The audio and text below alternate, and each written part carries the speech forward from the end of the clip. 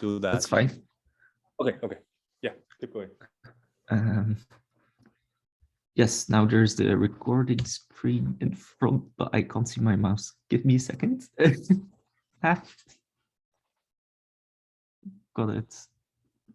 Okay. Well, I'll go briefly back to the previous slides so that it's also on the recording. So this is just the overview of what we're going to do today, or what I'm going to do in this seminar. So a little bit of background. First of all, physically, anion models are very interesting things because they model anions, which are particles that live in 2D. And the nice thing about these anions is that in contrast to our fermions and bosons in 3D, if you exchange two anions with each other, then that you have to model that by using a representation of the braid group on the wave functions or the ground state space. And that is something that hasn't been, well, that is quite new, and therefore you can also have some non-commutative effects of exchange, which is like very different from the bosons and fermions that we know. And they're becoming very popular for one reason, because there is hope that a quantum computer might be realized using these anions. Now, for the rest of the talk, though, I'm going to just use an axiom, and that says anions are just interesting, and I'm going to go into the mathematics of anions. So there will be very little physics from this point on. Sorry for that, but there are definitely a lot of physical applications of these things. So what are these anion models actually? So these anions are modeled by a set of fundamental data. One thing is a fusion ring, and it's basically a multiplication table, and that describes how two different particles can fuse together and form new particles, and how two different particles can also, how one particle can split into two particles. And then there's also the fusion category, and the fusion category, that's a much bigger structure, and it basically tells you how composite systems of multiple anions interact with each other and what their properties are. The categories are built on fusion rings. What do I mean by that is that every category has a fusion ring associated to it, but the fusion rings themselves might have multiple or no categories whatsoever. So given a fusion ring, it's a big question, like, can you actually find a fusion category that has this ring as its internal structure? And so for my PhD project, the actual question was, can you construct fusion categories? So that was the main goal, or it still is the main goal. But the starting point, however, is the construction of fusion rings. And that's what this seminar will be about. Not the seminar, I mean, my talk in the seminar.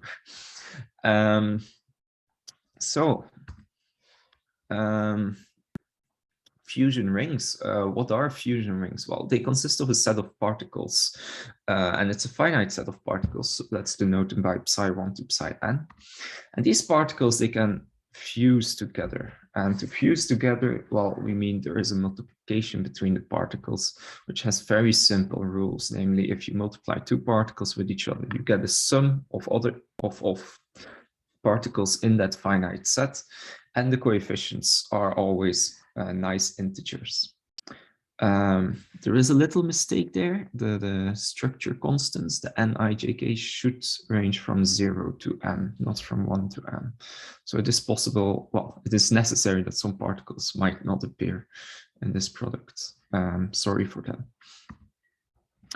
Then the product has some properties. First of all, it's bilinear, which is nice. Second of all, there's a unit which we call the vacuum, and it's just a normal unit as you would expect it to be.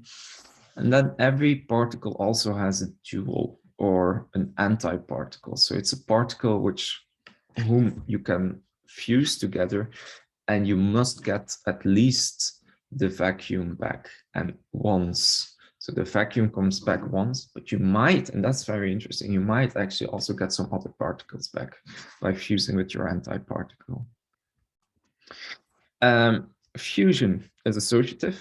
So we would like to have, if we have fusion between 3 particles, then we would like it to be independent of which order we fuse the particles together. And then lastly, and this is a bit more abstract, but there's also the pivotal relations, and they have to do with, well, if you fuse particles and then you split them and stuff like that, then you should obey some kind of time reversal symmetries. But all in all, the slide, so it's a bit fast. I know that if you've never seen a fusion ring, this is a bit much. But all in all, what I'm trying to say is that fusion rings are determined by 3D tables of integers, and these integers, they satisfy some algebraic relations. So there are some polynomial relations that they need to satisfy. And this is where the start for the search actually begins. So if you want to search for fusion rings, like what kind of fusion rings do there exist, then, well, the first thing to note is that the search space grows very quickly. Like if you want to fill 3D tables with integers, well, then you get a search space of the size, the maximum integer plus 1 to the rank of the fusion ring, so the amount of particles to the third. In particular, you can't use brute force. Therefore, since we can't use brute force, a typical alternative in these combinatorial problems is actually to use backtracking approach or a tree search approach. And what we did, basically our algorithm consists of 2 parts. There's one big step, which is called the preparation. And in the preparation, we're basically going to say, like, okay, we want to find fusion rings. Now, there are an infinite amount of fusion rings. It's very easy to prove, but to conclude our search in a finite time, well, we're going to fix the number of particles, and we're going to fix the maximum integer that is allowed in our tables. In that case, you only have a finite amount of tables left that you can fill that satisfy the necessary properties. Also, we would like to fix the amount of self-dual particles, so particles that can fuse with themselves. Once you got that, then we can start the real stuff. Basically, we reduce the number of variables that we want to search for. There's a lot of symmetry in these variables, and basically by setting these equal to each other, that's already a big step forward. And then we have to break symmetry. Why do you have to break symmetry, or what does it mean to break symmetry? Basically, we're looking for 3D tables of numbers which describe the fusion of a set of particles with each other.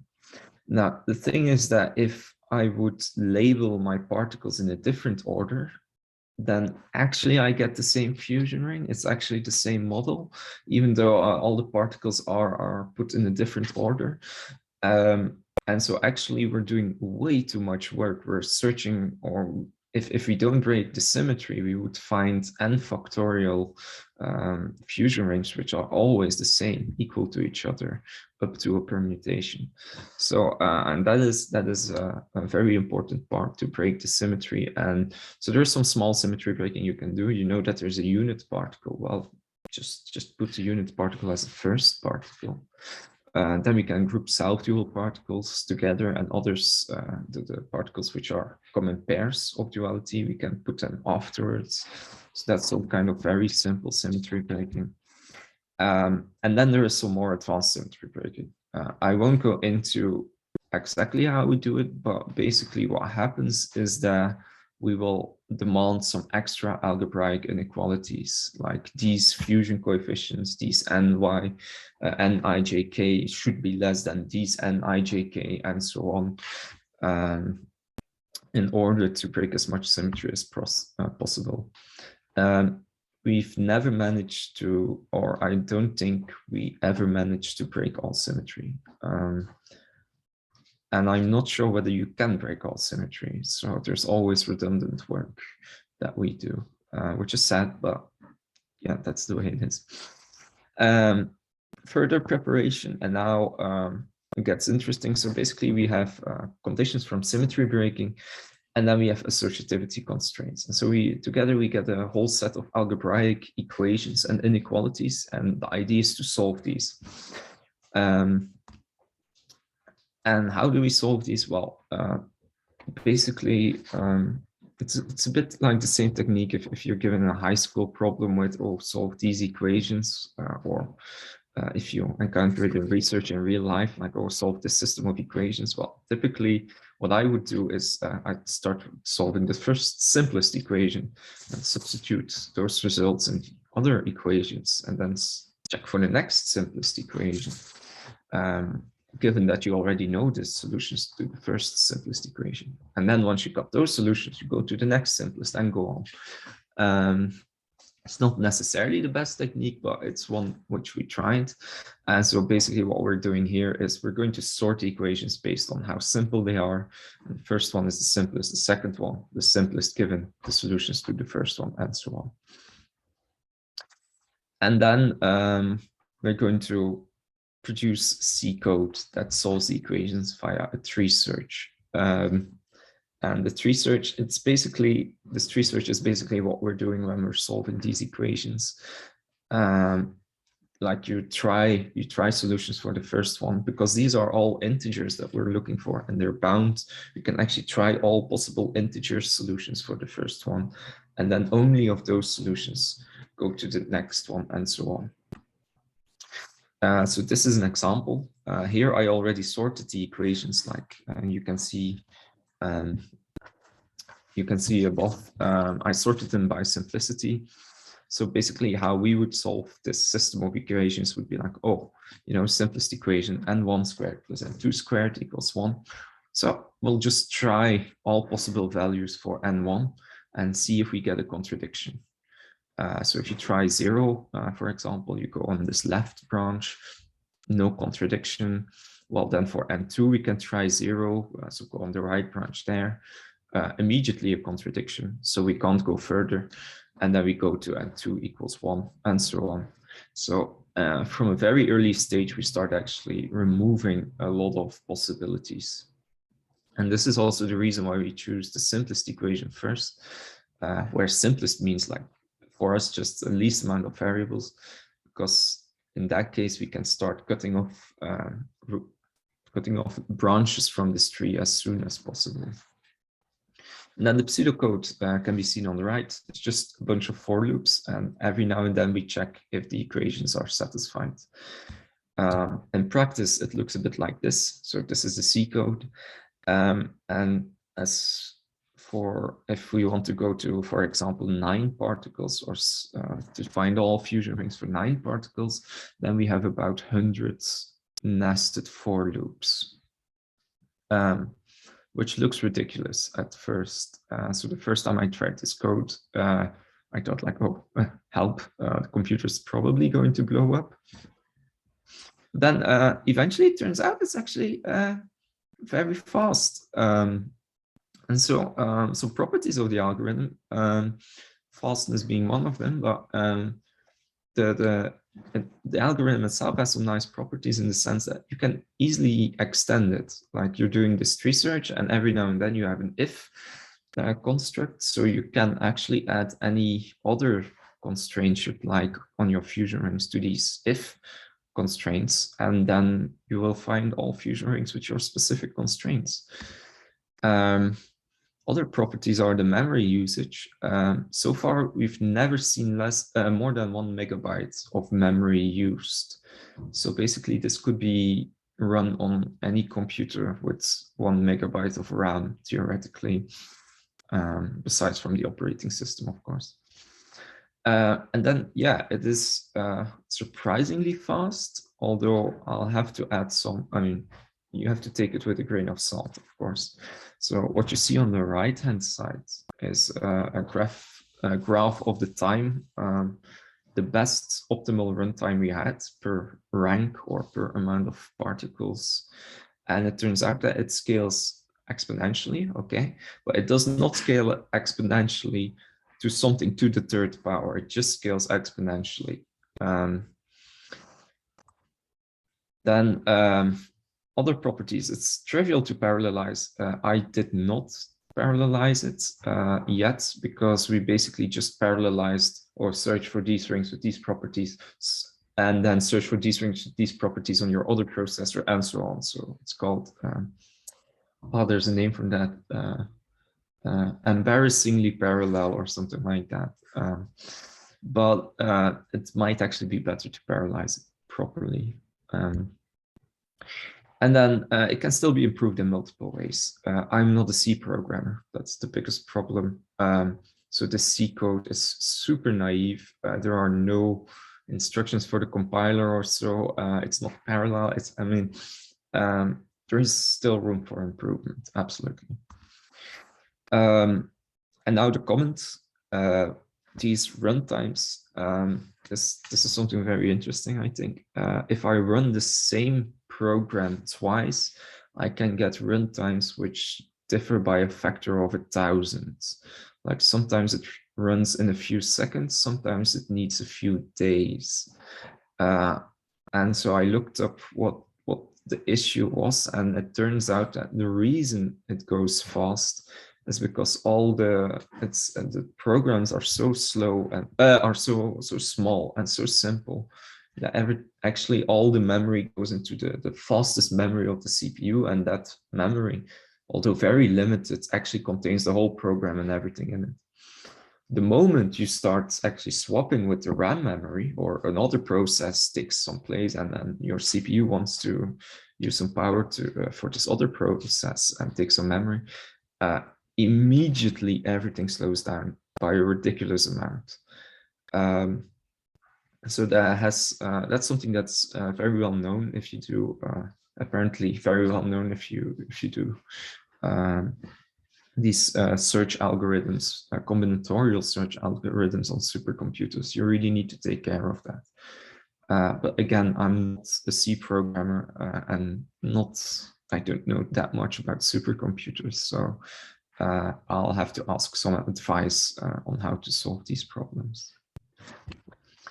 Let's see, 20 minutes, okay. Well, the results. Sorry. Yep. So eventually, all the results found about 28,000 in equivalent fusion rings. 118 of them are non-commutative, so for which the multiplication differs if you swap the order of the particles. And 54, and this is a bit more a technical term, are modular. Modular kind of means like, okay, the theory of anions, the physical theory, is really, really nice and well behaved. There is braiding of these anions, and a lot can be said about this theory, given a very small set of invariant data. A few matrices already give you quite an amount of data of what these models look like.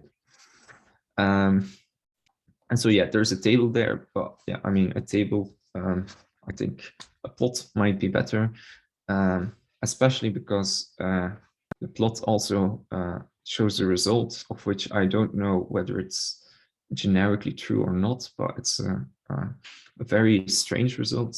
So basically, if you plot the amount of fusion rings given a certain multiplicity, so a certain maximum of number for the integer in the tables, then you plot the amount of fusion rings versus the amount of particles.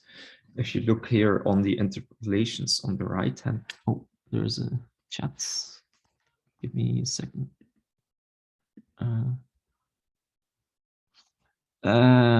Assume simplicity of a unit or allow. No, we don't allow multi-fusion categories at the moment.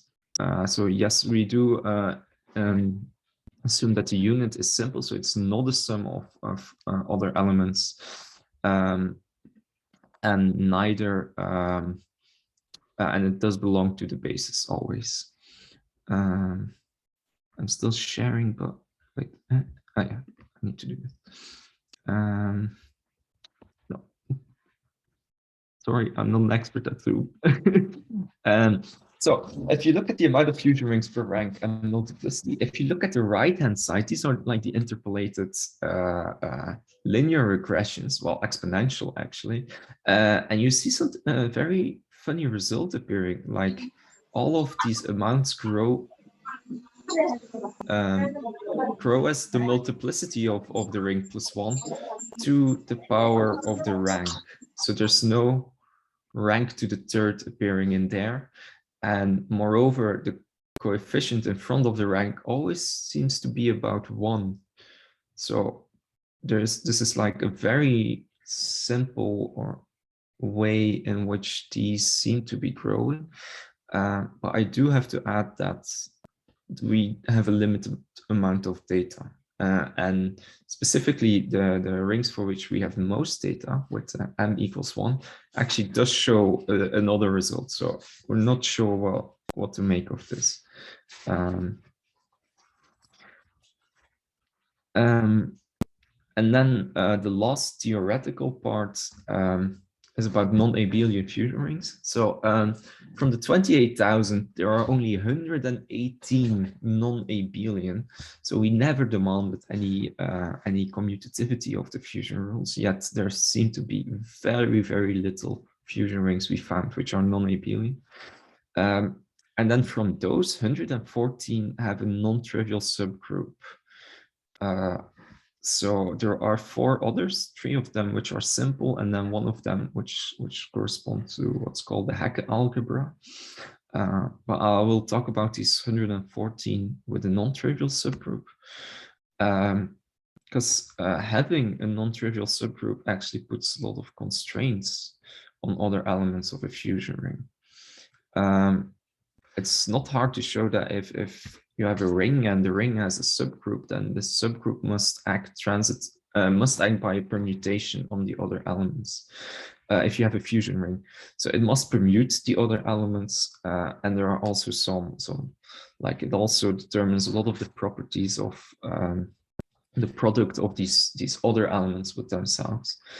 So what we did was actually let's take a look, or what we said is let's take a look at fusion rings coming from a group. So starting with the group, can we extend this to a fusion ring? And what are the results? What general results do we get?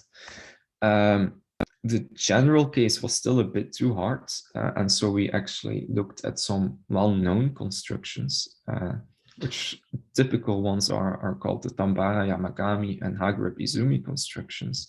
They also start with a group, and then they have some extra elements which are non-group-like, and the group acts on these elements. And we generalize those. The generalization we called songs for single orbit normal group extensions. The name, well, it's not perfect, the name, but we thought it did have kind of a nice ring to it. So and then basically what are songs? So basically you start with a fusion ring which consists of a group, so particles which all have a group structure, and then you add some extra particles.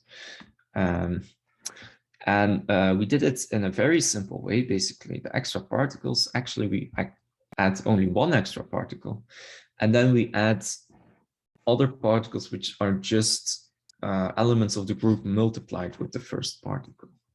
Not necessarily all elements of the group. It could be that it's just a subgroup of the group multiplied with those particles. So there could be a stabilizer. There could be a part of the group, a subgroup, which actually does nothing when it acts on one of the on our new particle. And this stabilizer, we actually demand that it's a normal subgroup. The reason is a bit technical, but it just allows for very nice properties. Now, if you do that, then basically you get the following multiplication.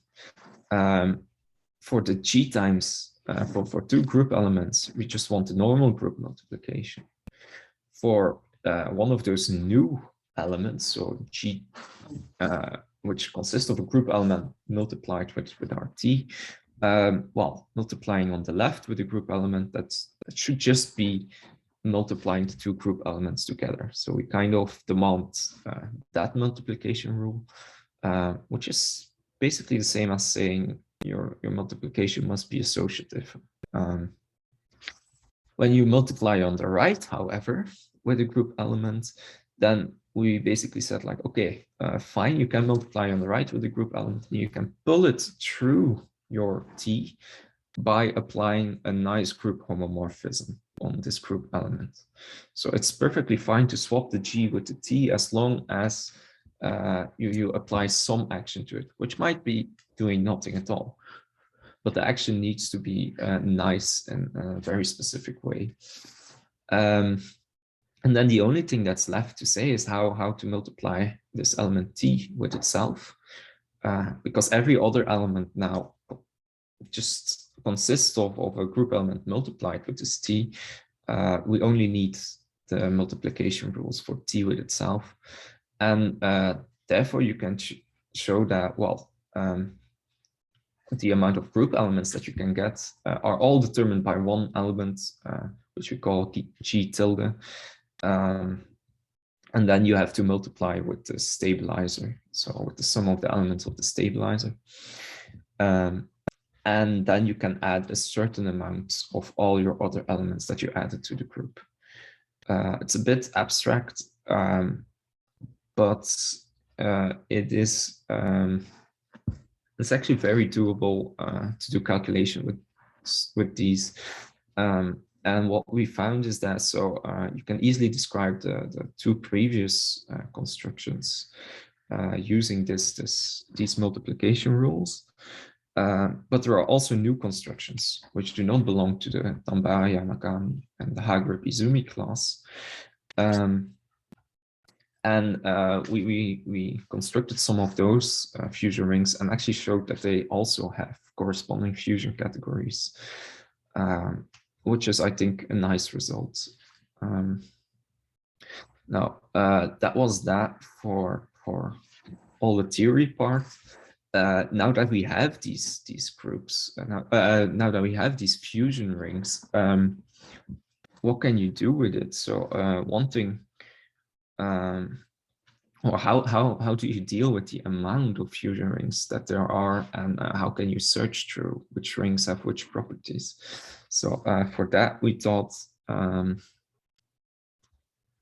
that we would set up a web page called the Anion Wiki. And so basically what the Anion Wiki is some kind of Wikipedia, but then for anion models. We just started it, started a year ago, and basically anyone can edit it, except that you do have to ask us for a login, because otherwise anyone on the internet could edit it, and we're not so keen on anyone just editing anything. And there are some rudimentary pages, for example, on fusion rules. Refer to multiplication of elements in a fusion ring, which is then here you can get the definitions that we used. More interestingly, maybe is our pages on lists of fusion rings with some of the properties they have, like the categorifications, whether it's a group, commutative, and then some other statistics. Each of these elements of the lists then link to a separate wiki page, and then the hope is that if some of these models are interesting, that people would actually start adding information to that. These pages are still a bit old. We're working on actually putting like a lot more information on there, and specifically some downloadable data, so that you can just go like, oh, I want the multiplication table. Well, click here, you get the multiplication table. Or I want S matrices. You just click on a link and you get all the S matrices and stuff like that. This is, I think, nice if you want to have some overview of fusion rings. If you really want to work with fusion rings,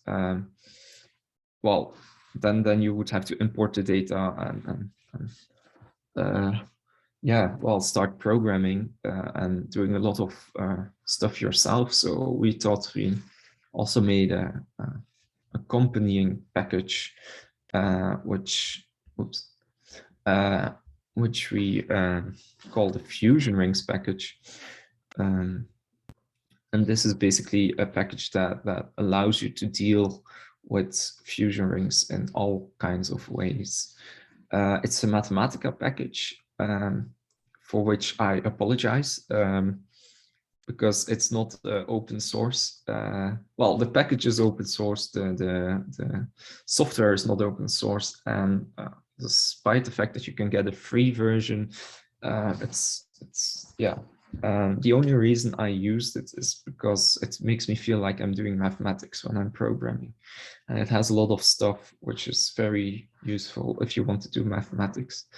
And it's probably the only language which I know properly.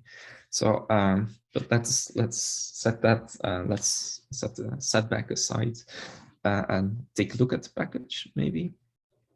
So the package comes with this notebook, and this notebook contains like quite a number of examples which I worked out if anyone ever wants to use it.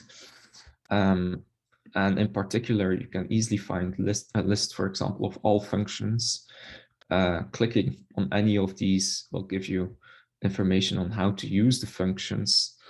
You can do the same with just the internal question mark function. So for example, which decompositions, if you ask what does n do, well, which decompositions of a ring returns a list of fusion rings whose direct product is a fusion ring isomorphic to this ring. And you can do that with all of the commands. Every command, almost every command has a shorthand, because sometimes these can get quite long, as you can see. And then, so how do you work with this package? Well, basically, you can initialize fusion ring objects. These can be done from a multiplication table, which you provide a priori. For example, my ring equals, there we go. And then it will say something like, oh, this is a fusion ring, and give some information. The rank is 3. The amount of non-self-dual particles is 1. The multiplicity is 1. The amount of non-self-dual particles is 0. And then you can work with this ring you just created. You can also look at the built-in list of fusion rings, which contains all the rings we found. So there's about 28,000. And then just take any ring from there. And of course, you can use a lot of the known constructions, for example, the SU2 level K rings, or Hagerup Izumi rings, and other fusion rings from groups where all the internal group commands work as you would expect. Once you got a ring, then you can do a lot of stuff with it. Well, first of all, you can ask for various properties of the ring. For example, some standard data, which is the amount of generators, the multiplication table, and so on, and so on, and so on, and so on. Or if you want to go a bit more advanced and really look at the physical applications, you can ask for modular data as well. Say, for example, S-matrices, twist angles, and matching pairs of S-matrices and twist angles, if you want that as well. Most of the data is symbolic. So it means that, for example, the square root 3 is an actual square root 3, and you can decide how exact you want it to have, like up to 500 digits if you want to. It doesn't really matter. Some data will be numeric, but like, for example, with the characters, we found character tables for all the rings, and you can ask for them. But for some rings, actually, you do need what's called N fusion ring characters, like the numeric ones, because not all rings, like to find characters of fusion rings, you have to solve polynomial equations. Some of them turned out to be pretty hard to solve symbolically. And And then further, there are operations of fusion rings, basically like permuted fusion rings and stuff. You can combine fusion rings, decompose fusion rings, compare fusion rings to check whether your ring is actually known as a ring that we have, or whether two of your rings are actually equal to each other. And then you can also navigate the database, which I find very interesting. Like, it allows you to get, for example, which fusion rings are decompositions of other fusion rings, or are products of other fusion rings. Then you get this whole list here. Which fusion rings have names. So typically that means that they are actually well known. And so you get a whole list of those. This is a very useful one if you want something with a name. It's not easy to find it in a table of 28,000 rings. So these commands do help a little bit for that. And I think, well, I could go further into a lot of the details, but I think this is pretty much all I wanted to say, and there might be some questions left, except if you want me to go through for another 20 minutes on the package itself. But I think that's something you, if you want to use it, it's free to use. If you have any questions, you can ask me. But if you want to use it, just experiment a bit with it. I had a lot of fun with it, at least.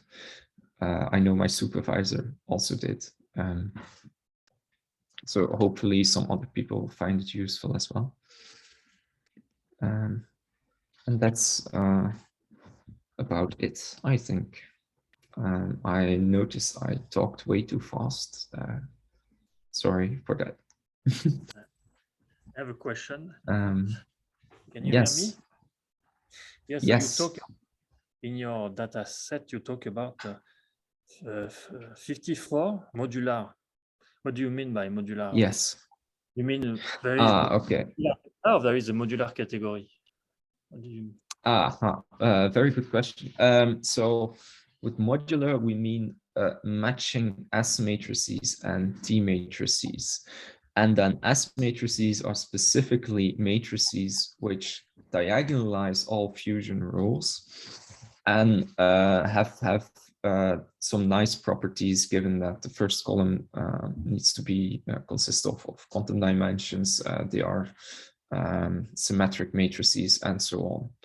Whether all of these, let's see, whether all of these have a fusion category, I don't know. I think, well, my supervisor, Joost, basically said like, oh, well, only 54. Well, that seems like it's all the categories we already knew that existed theoretically. So somehow I assume most of them actually do have a category associated to them.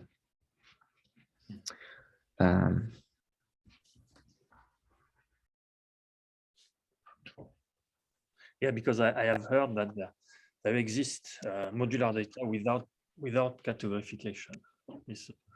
Okay, that would like I'm not surprised at all that there does. So these so in that case, yeah. So it's not that we found modular tensor categories for these fusion rings. It's modular literally means in this case there are some S matrices and T matrices where the S and the T matrices satisfy the relations you would expect for a fusion category. Yet these are purely based on the fusion ring. Yeah. But the 54 you talk about, they are non-commutative fusion rings, right? Or the modular ones? Are they no, commutative? we did not include non-commutative for the modular ones, for the simple reason that the standard way we looked for them was actually diagonalizability. So we looked for characters which actually diagonalized everything, which is a property of the S matrix as well. We could try to check for S matrices for non-commutative fusion rings, but it would be a bit strange because typically these things are sought in for fusion categories which are braided, and non-commutative fusion rings. I don't think they give rise to braided fusion categories. No. Yeah. So this would be a very strange object which you would construct then.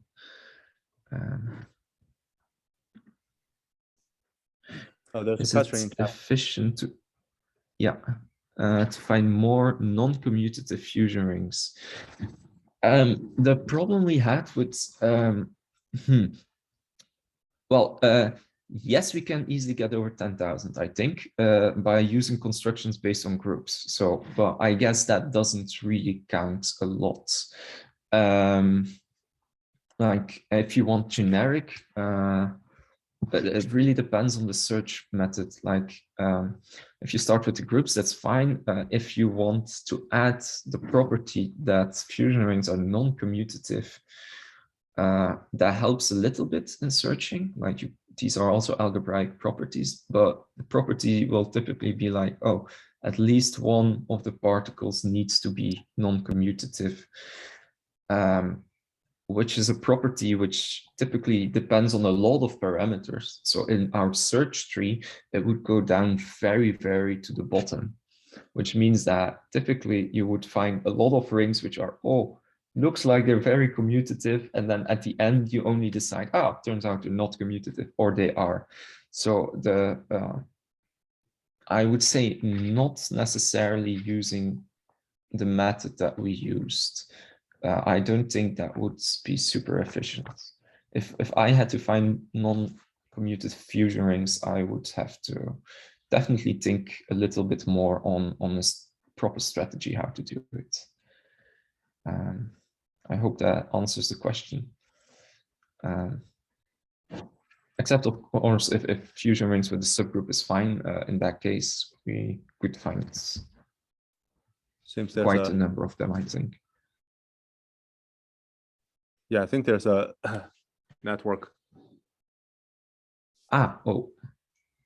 thing, but it's internet is unstable now. Yeah, but I think you can go on. Yeah, I think we're okay. Good now. Yeah. Classification of rank modular tensor categories? No. We don't even have the rank 10 fusion rings, all of them. And that's actually something which I'm looking forward to actually, because the algorithms can still be improved. So at some point, well, pretty soon, I hope, we're going to take a proper look at these algorithms and see whether we can get 10. And even if we have 10, then that doesn't mean that all of those have tensor categories. So at the moment, not. You mean 10 for multiplicity free? Not. Yeah, multiplicity free, definitely. Yeah. 10 with multiplicity. So with multiplicity, I can't say anything about those rings.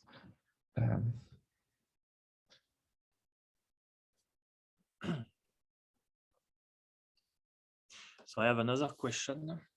So when you talk about song ring, yes, it look like a quadratic. In fact, what is called quadratic category, which means the action of the group on the other element are positive. Is it the same? Song ring is the same as quadratic ring in that sense. I haven't heard about quadratic ones, but it's very interesting that you say so. It's a generalization. I would generalization of near group. In fact, near group category. Quadratic. This is if it's a generalization of the near groups, ours is actually a specification of near groups. So ours are a special. Well, the songs are a special case of near group rings, in the sense that we did demand some extra properties, like the multiplication of the non-group elements with themselves. They need to give a nice sum of all the non-group elements with a possible n in front, for example. That's already more specific than, for example, the near group categories request. Near group, only one extra. Near group rings. Yeah, but even the generalized, yeah, sorry. So the generalized near group categories, so with more than one extra element, are more general than songs. Because we really did put some demands on, for example, this normal subgroup property of the stabilizer. It's not always true. And the way that these extra elements multiply is also specific, not super specific, but it is more specific than it could be in general. So if these quadratic fusion rings are more general than the generalized group, near group ones, then the songs are definitely not as general as those.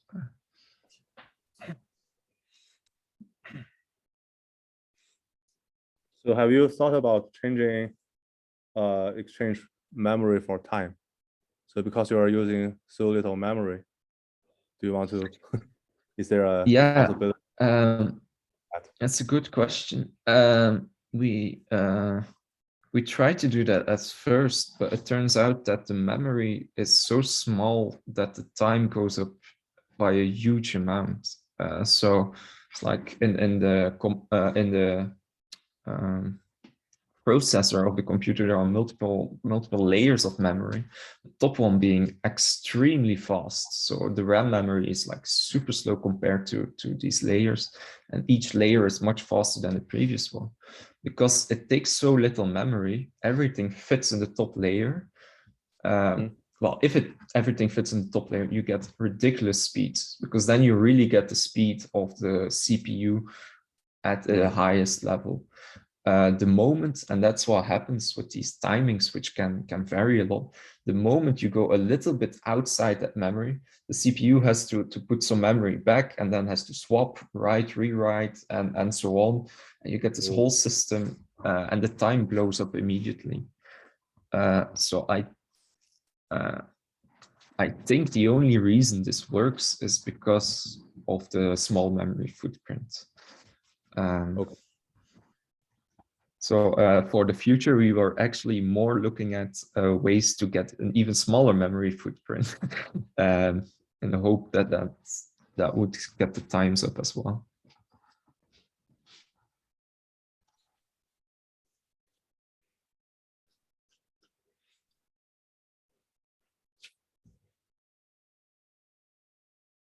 Are there any other questions? If not, let's thank Gert for the great talk. Thank you. Okay. Yeah, I think let me stop recording. Okay.